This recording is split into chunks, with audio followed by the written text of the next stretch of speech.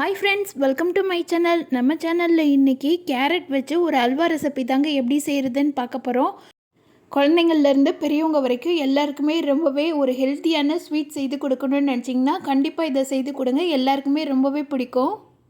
இதுக்கு நான் இன்றைக்கி 1/2 கிலோ கேரட் எடுத்துருக்கிறேன். கேரட்டை கழுவிட்டு இந்த மாதிரி ஒரு லேயர் மட்டும் ஸ்கின்னை வந்து பீல் ஆஃப் பண்ணிக்கலாம்.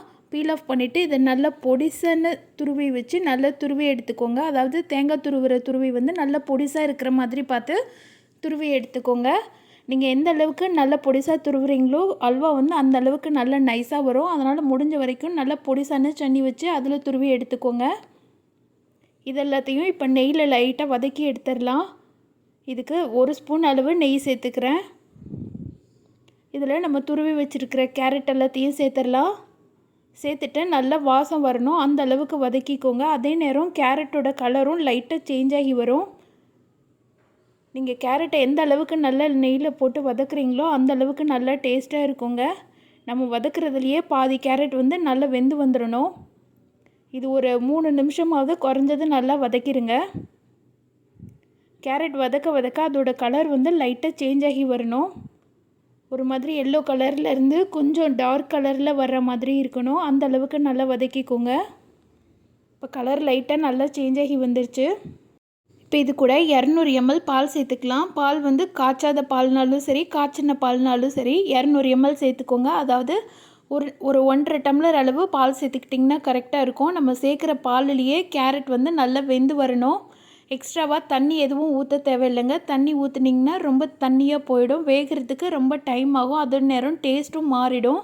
அதனால் தண்ணி எதுவுமே சேர்க்காம பால் மட்டுமே சேர்த்து அதுலேயே கேரட்டை நல்லா வேக வச்சு எடுத்துக்கலாம்.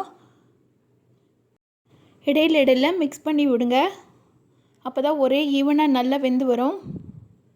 இந்த பாலெல்லாம் நல்லா வற்றிட்டு கேரட் வந்து நல்லா திக்காக ஆரம்பிச்சிருக்கும். கொஞ்சம் கூட மாய்ஸ்டர் இருக்கக்கூடாது. அதாவது ட்ரைனஸாக இருக்கணும், நல்லா ட்ரையாக இருக்கணும். இப்போ பார்த்திங்கனாலே தெரியும். கரண்டி வச்சு லைட்டாக அமுத்தினோன்னா கொஞ்சம் தான் மாய்ஸ்டர் இருக்குது. இந்த டைமில் தான் நீங்கள் மித்த ஐட்டம்லாம் சேர்க்க ஆரம்பிக்கணும். பால் ஃபுல்லாக நல்லா வற்றி வந்திருக்கணும். இப்போ இதில் 200 கிராம் அளவு சர்க்கரை சேர்த்துக்கிறேன். கேரட்டில் வந்து ஆல்ரெடி ஸ்வீட் இருக்குன்றதுனால சர்க்கரை வந்து 200 கிராம் சேர்த்துக்கிறேன். உங்களுக்கு நல்லா தித்திப்பாக வேணும்னா நீங்கள் 300 கிராம் அளவு கூட சர்க்கரை சேர்த்துக்கலாம். இப்போ சர்க்கரை சேர்த்துட்டு நல்லா மிக்ஸ் பண்ணி விட்டுடுங்க. இது மிக்ஸ் பண்ண லைட்டாக தண்ணி விட்ட மாதிரி ஆகும். பார்த்திங்கன்னா தெரியும், கொஞ்சம் இலகி வர்ற மாதிரி இருக்கும். இதுக்கு அடுத்த ஸ்டேஜ் வரைக்கும் நல்லா கிண்டிக்கோங்க. சர்க்கரைலாம் கேரட்டோட நல்லா மிக்ஸ் ஆகிட்டு கொஞ்சம் திக்காக ஆரம்பிக்கும். அந்தளவுக்கு நல்லா வெந்து வர வரைக்கும் நீங்கள் வெயிட் பண்ணுங்கள். கேரட் வெந்ததுக்கப்புறமா தான் நீங்கள் சர்க்கரை சேர்க்கணும். இப்போ ஃப்ளேவருக்காக கொஞ்சமாக ஏலக்காய் தூள் வந்து உணுக்கி வச்சுருக்கிறேன், அதை சேர்த்துக்கலாம். சேர்த்துட்டு அதையும் நல்லா மிக்ஸ் பண்ணி விட்டுடுங்க. இப்போ லைட்டாக கொஞ்சமாக தண்ணி விட்ட மாதிரி இருக்குல்ல, இந்த தண்ணியெலாம் வற்றிட்டு இனிமேல் நல்லா கெட்டியாக ஆரம்பிக்கணுங்க. அதுக்கப்புறமா நீங்கள் கொஞ்சம் கொஞ்சமாக நெய் சேர்த்து மிக்ஸ் பண்ண ஆரம்பிச்சிருங்க. பார்த்திங்கன்னா தெரியும், தண்ணியெலாம் நல்லா ஓரளவுக்கு வற்றி வந்துருச்சு. கேரட்டும் நல்லா வெந்து ஒரு மாதிரி அல்வா பதத்துக்கு மசிகிற மாதிரி இருக்குல்ல, இந்த மாதிரி ஸ்டேஜில் கொஞ்சம் கொஞ்சமாக நெய் சேர்த்துக்கோங்க. இதுக்கு வந்து ஒரு 50 கிராம் அளவு நெய் சேர்த்துக்கிட்டிங்கன்னா நல்லா தித்திப்பாக இருக்குங்க.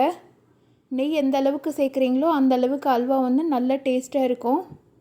நெய் சேர்த்துட்டு கலர கேரட் அல்வா வந்து நல்லா சுருண்டு வர ஆரம்பிக்கும்.